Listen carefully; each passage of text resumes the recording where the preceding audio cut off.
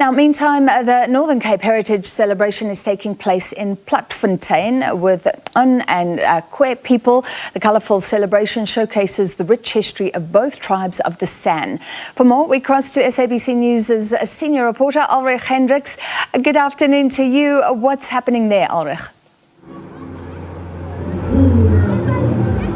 Hi, Francis. Well, celebrations, the official program has just concluded. So now they are basically at the entertainment part of it. But we saw a lot of entertainment, especially from, as you said, this rich culture that is represented here at Platfontein. Of course, I'm talking about the Xun and the Khwe communities. So we saw a lot of dances, we saw a lot of cultural expressions, we saw a lot of the wares and the art being displayed here. But also, very importantly, while most of the program was conducted in Afrikaans and English, for the local communities, there was also various translators that were able to then translate it for the local communities into Xun and Khwe.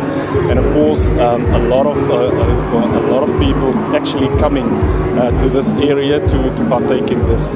Not just the local community, but also the various cultures that are represented here in the Northern Cape. isiXhosa, for example, Tswana, and other cultures as well. Also other Khoisan groups, not necessarily from this area. So San, for example, from the Uppington area, also represented here. And a lot of talk also going to development of languages, because Khoi and San languages, of which there are quite a few, are the most threatened languages in South Africa. And so a lot of money and resources being pumped into developing those languages. The Xun language, the Khwe language, for example, 20 years ago they couldn't write it. Now they are able to read it and write it, and they actually basically translating a project underway at the moment where they're translating that into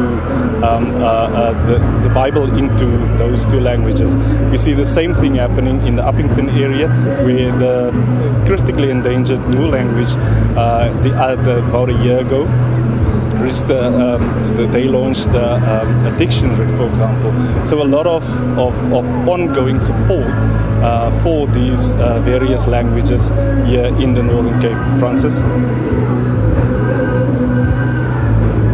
Heritage of the Khoi and San being celebrated today. That's part of Heritage Day celebrations.